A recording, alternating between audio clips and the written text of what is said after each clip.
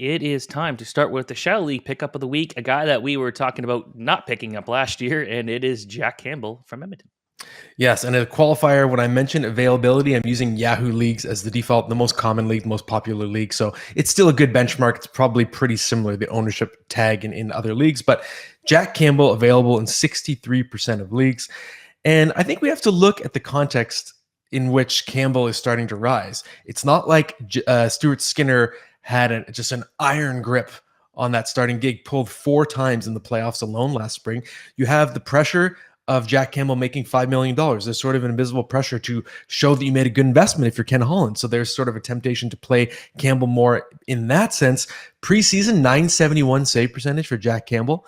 And Coach Jay Woodcroft in Edmonton, he said it's an open competition. So right now, it looks like it might even be a 50-50 split going into the season. That means a huge drop for Stuart Skinner in the rankings. But Jack Campbell, it seems like people are slow to react based on the preseason because often it's true.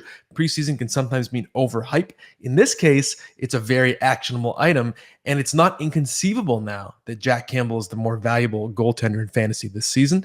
And that absolutely means he should be owned in pretty much every league right now.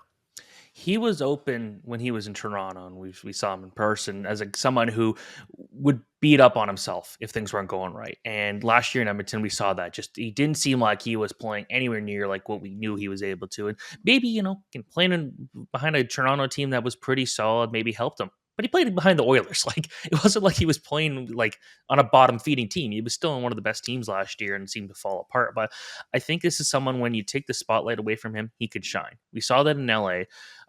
Toronto, obviously, I thought he looked a lot better than maybe a lot of people expected. With Edmonton, I think that he's still got a legitimate shot here.